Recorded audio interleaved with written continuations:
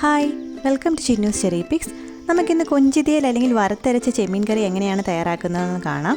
അതും ഒരുപാട് സമയം എടുക്കാതെ ടൈം ഒന്ന് മാനേജ് ചെയ്ത് വളരെ പെട്ടെന്ന് ഒരു കൊഞ്ചു തീയൽ എങ്ങനെയാണ് ഉണ്ടാക്കേണ്ടതെന്ന് നോക്കാം.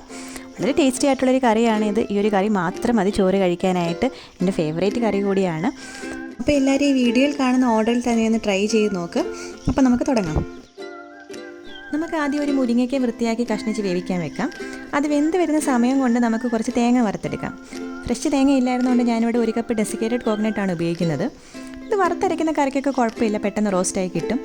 ഇനിയിപ്പോൾ ഫ്രഷ് ആയിട്ടുള്ള തേങ്ങയാണെന്നുണ്ടെങ്കിൽ പെട്ടെന്ന് റോസ്റ്റ് ആകാനായിട്ട് മൈക്രോവേവ് അവനിൽ മോയ്സ്ചർ പോയി ഒന്ന് കളർ യെല്ലോ ആയി തുടങ്ങുന്നവരെ മൈക്രോവേവ് ചെയ്തെടുത്താൽ മതി. അതിനുശേഷം ഇതുപോലെ പാനിലിട്ട് വറുത്തെടുക്കുകയാണെന്നുണ്ടെങ്കിൽ പെട്ടെന്ന് റോസ്റ്റായി കിട്ടും. മൈക്രോവേവ് വെക്കുമ്പോൾ ഇടയ്ക്കെടുത്തൊന്ന് ഇളക്കി കൊടുക്കണം, അല്ലെങ്കിൽ ചിലപ്പോൾ കരിഞ്ഞു പോകാൻ സാധ്യതയുണ്ട്. അതുപോലെ തീ കുറച്ച് വെച്ചിട്ട് വേണം വറുക്കാനായിട്ട്.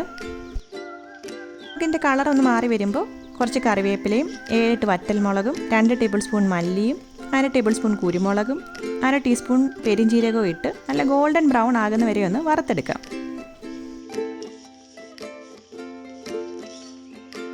ഇതിപ്പോൾ നല്ലപോലെ വറുത്ത് കിട്ടിയിട്ടുണ്ട്. നമുക്കിനി തീ ഓഫ് ചെയ്തൊന്ന് തണുക്കാൻ വെക്കാം. തണുത്തതിന് ശേഷം അരച്ചെടുക്കാനുള്ളതാണ്. ഇത് തണുക്കുന്ന സമയം കൊണ്ട് നമുക്ക് ഇഞ്ചിയും വെളുത്തുള്ളിയും കൊച്ചുള്ളിയും റെഡിയാക്കി വെക്കാം. ഇതിപ്പോൾ 1 കപ്പ് കൊച്ചുള്ളി അരിഞ്ഞതുണ്ട്. ഒരു 10-15 കൊച്ചുള്ളി അധികം ഉണ്ടായിരുന്നു. പിന്നെ 1 ഇഞ്ച് വലിപ്പത്തിൽ ഇഞ്ചി കഷ്ണം, 6-7 വെളുത്തുള്ളി. ഇതെല്ലാം കൂടി നമുക്ക് വെളിച്ചെണ്ണയിൽ 1 ടീസ്പൂൺ ഉപ്പും ചേർത്തൊന്ന് വഴറ്റിയെടുക്കാം. എത്രത്തോളം ഉള്ളി ഉപയോഗിക്കുന്നോ അത്രത്തോളം ടേസ്റ്റാണ്. അതുപോലെ തന്നെ നമുക്കിത് നല്ലപോലെ വഴറ്റിയെടുക്കാം. നല്ലപോലെ വഴറ്റിയെടുക്കുമ്പോഴാണ് ഒരു ചെറിയ മധുരമൊക്കെ കറിക്ക് കിട്ടുന്നത്. അപ്പോൾ ഇത് വഴറ്റിയെടുക്കുന്ന സമയം കൊണ്ട് നമുക്ക് ഒരു തക്കാളിയും 1 പച്ചമുളകും റെഡിയാക്കി വെക്കാം. ഇതിപ്പോൾ ഒരു വലിയ തക്കാളി ചെറുതായി അരിഞ്ഞതാണ്. നല്ല പുളിയുള്ള തക്കാളി ആയതുകൊണ്ട് ഞാൻ വേറെ പുളിവെള്ളം ചേർക്കുന്നില്ല. ഇനിയിപ്പോൾ സാലഡ് തക്കാളിയൊക്കെ കയ്യിലുള്ളൂ എന്ന് വെച്ചാൽ കുറച്ച് പുളിവെള്ളം കൂടി ചേർക്കുന്നത് നല്ലതായിരിക്കും.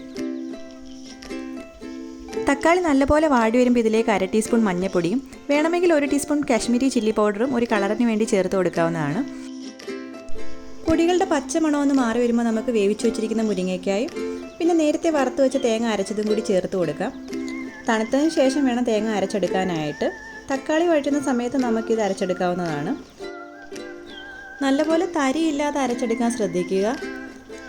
അതിനുശേഷം ആവശ്യത്തിന് വെള്ളവും ഉപ്പും ചേർത്ത് ഇളക്കി യോജിപ്പിച്ച ശേഷം നമുക്കതിലേക്ക് കഴുകി വെച്ചിരിക്കുന്ന കൊഞ്ചിട്ട് കൊടുക്കാവുന്നതാണ്.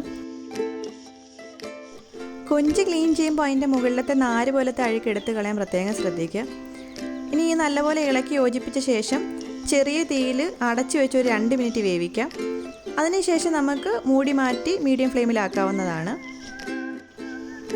ഈ സമയത്ത് ഉപ്പ് നോക്കുക. ഞാൻ കുറച്ച് മുന്നേ ഉപ്പിടാൻ മറന്നുപോയത്, അതുകൊണ്ട് ഇപ്പോഴാണ് ആഡ് ചെയ്യുന്നത്. ഇനി ഇതൊരു മീഡിയം ഫ്ലെയിമിലിരുന്ന് ഒന്ന് കുറുകി വരട്ടെ. ഒരു 7 മിനിറ്റൊക്കെ ഇരുന്നാൽ മതിയാവും. കൊഞ്ചിന് വേവ് വളരെ കുറവാണ്. അപ്പോൾ ആവശ്യത്തിന് കുറുകിയിട്ടുണ്ട്. ഇനി നമുക്ക് തീ ഓഫ് ചെയ്ത് വെക്കാം. അപ്പോൾ ഒന്നുകൂടെ കുറുകി കിട്ടും. അപ്പോൾ നമ്മുടെ ടേസ്റ്റി ആയിട്ടുള്ള കൊഞ്ചു തീയൽ ഇവിടെ റെഡി ആയിട്ടുണ്ട്. മിക്കപ്പോഴും ഉണ്ടാക്കുന്ന കറിയാണ്, സാധ്യ ടേസ്റ്റാണ്. അപ്പോൾ എല്ലാവരും ഒന്ന് ട്രൈ ചെയ്ത് നോക്കുക. കൊല്ലം ആലപ്പുഴ ഭാഗത്തൊക്കെ ഇങ്ങനെയാണ് കൊഞ്ചു തീയൽ ഉണ്ടാക്കാറ്. നമ്മുടെ ചാനൽ ആദ്യമായിട്ടാണ് കാണുന്നതെന്നുണ്ടെങ്കിൽ സബ്സ്ക്രൈബ് ചെയ്യാനും മടിക്കരുത്. അപ്പോൾ പുതിയ വീഡിയോസൊക്കെ ഇടുമ്പോൾ നോട്ടിഫിക്കേഷൻസായിട്ട് കിട്ടിക്കോളും. അപ്പോൾ വീണ്ടും കാണുന്നവരേക്കും ബൈ.